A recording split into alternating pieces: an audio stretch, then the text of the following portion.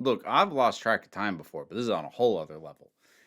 Moon Knight, the latest from the MCU, the Disney Plus Marvel series, and the debut episode, The Goldfish Problem, which it's not a super deep or super layered thing, but like it is a multi-purpose semi-pun title because there's the literal goldfish problem that happens over the course of the episode that highlights to Steven that something is very wrong. And there's the fact that goldfish notoriously, whether accurate or not, but they are said to have a memory of 13 seconds. So, that works.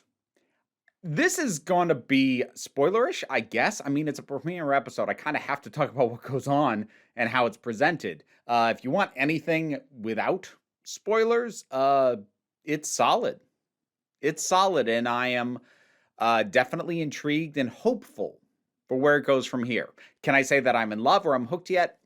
No, this is largely a setup episode, a well done setup style premiere. To be clear, I don't want to give anybody the impression like, oh, it's all set up, nothing happens. No. Stuff definitely happens in this. But functionally, this is getting us as acclimated as the show at this early point is going to acclimate us to the character we're following and the general nature of what is going on around him. So, that having been said, I'm now just going to talk freely about the whole episode. So if you're avoiding spoilers, that's all you're getting. It's good stuff. So, Oscar Isaac. I like Oscar Isaac a lot. He's got a really great presence on screen that I've just enjoyed. Nearly every time I've seen him. I think the only time he didn't work for me was X-Men Apocalypse, and I'm going to blame that partly on direction and partly on being buried in that makeup. Also, the script was badly written, so I'll blame that too. But in any case, like, he's good. I like him. I've liked him for a long time.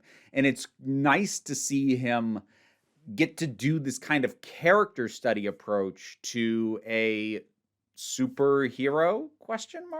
I mean, like, yes, Moon Knight is a hero, but like at this point, it's much more off-putting, kind of threatening sort of thing. I like the way that this is approaching it. So I did look into this because I had heard that they had done this, and I did double check and confirm it. And I think it's to their benefit that they had sort of multi-layers of consultants on this. They had a mental health expert consulting on the depiction for Steven, aka Mark, which I think is actually super necessary for Moon Knight because, Moon Knight is a character who has two major things that come with him that aren't inherently faults or problems, but are some things that could become problems very quickly if you handle them bad. One is his mental state, which at this point in the comics, I believe is fairly firmly established to be DID, dissociative identity disorder, or at least something that functions that way, even if it's got a more supernatural explanation. But functionally, that is what he's got. And then the other thing is the Egyptian mythological background, which has the usual culturally appropriative and or culturally insensitive potential hurdles to deal with. And while this is still early on, so I'm hardly going to declare like they definitely nailed all of it. What I will say is I think already the show has clearly benefited from the director who was also, even for episodes he's not directing, he was brought on board so that everything remained consistent on that front, who is Egyptian and who came on board, with partly a specific goal to be respectful of Egyptian culture, both historical and current.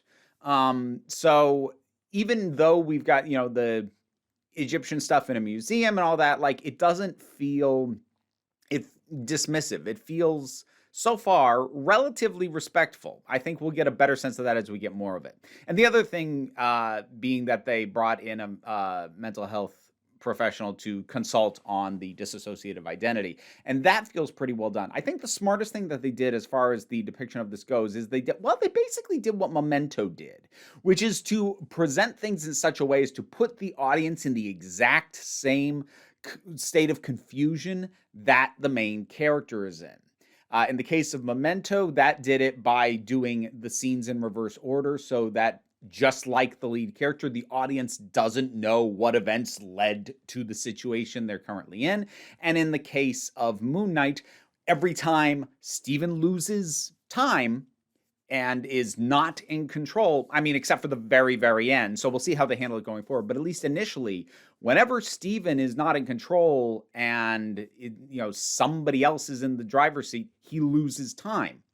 Whether that be a big chunk of time of multiple days, or whether it be a small chunk of time of possibly just seconds, to put the audience in the exact same position as him, to have that same level of confusion, have that same degree of, wait a minute, what's going on? Like, even as you start to get like, okay, well, somebody else is taking over and he's losing time, that still means each time he sort of loses that and time jumps ahead for him, he now has to figure out what's going on and get his bearings just as the audience does. And that creates not only a better understanding of what's going on and so that the audience shares his confusion, it creates an immediate bond and empathy between the audience and Steven. Every time he's realizing, wait, something's wrong, so is the audience. And that's a really good way to sort of create a communal bond between audience and main characters, to put the audience in a position where they are going to be thinking and possibly feeling the same way about the situations that he is.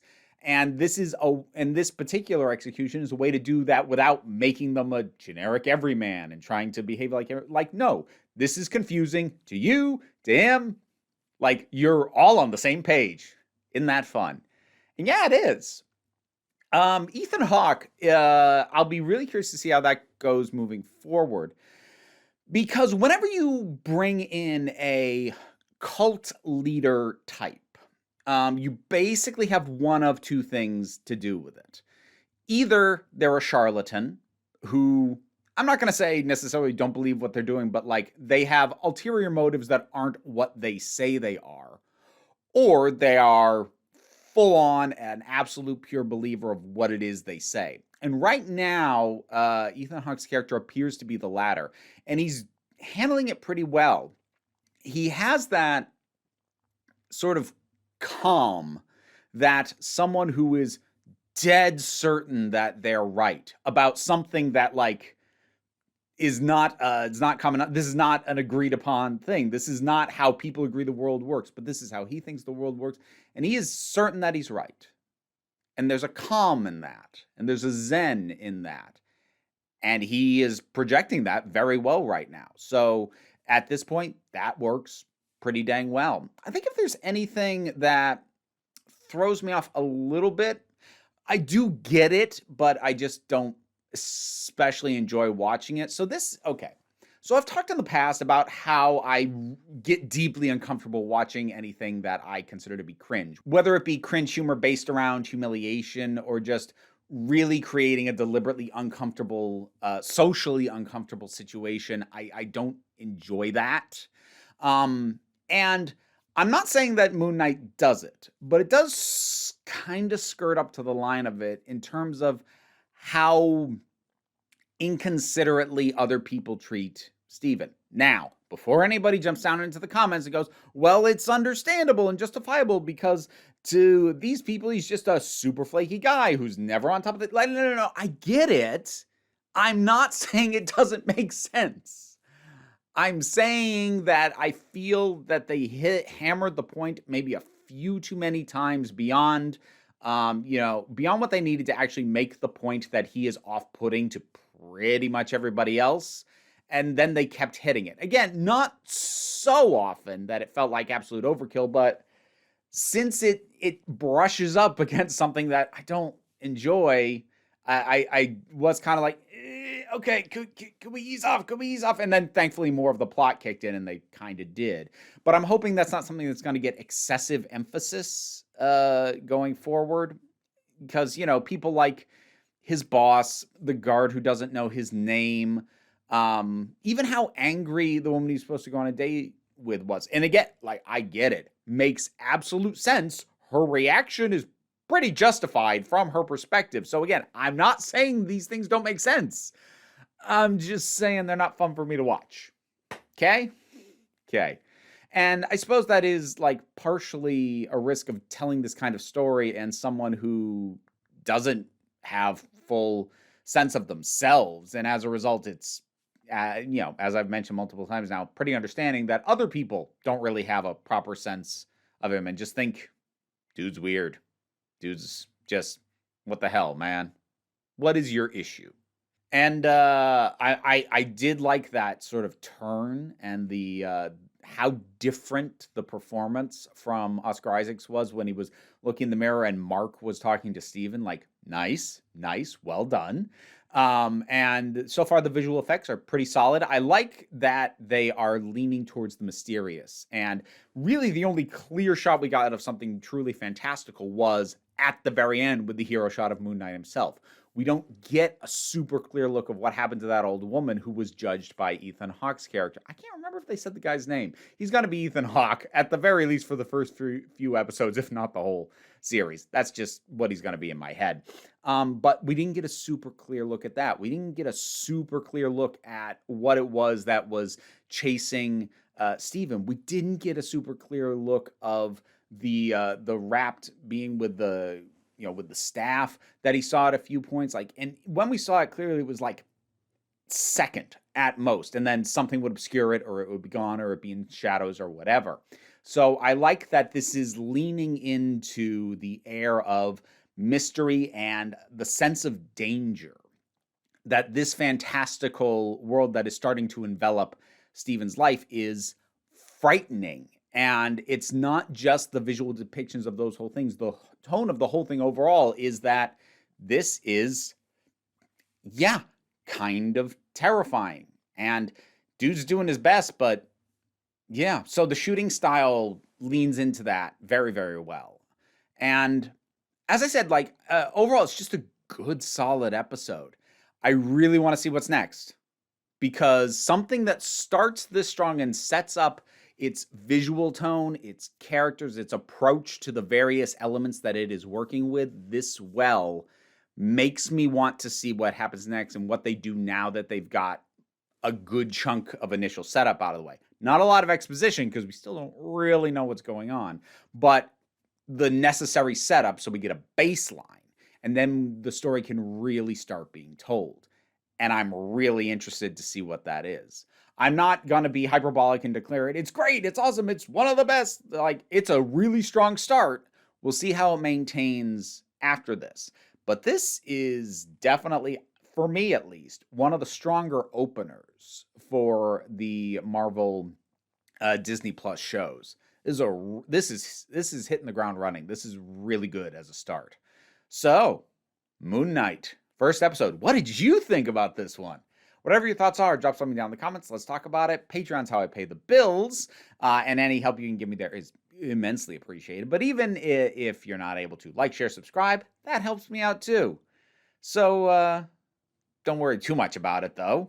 Ultimately, we try and take a relaxed attitude around here, so just come on back next time you need a break.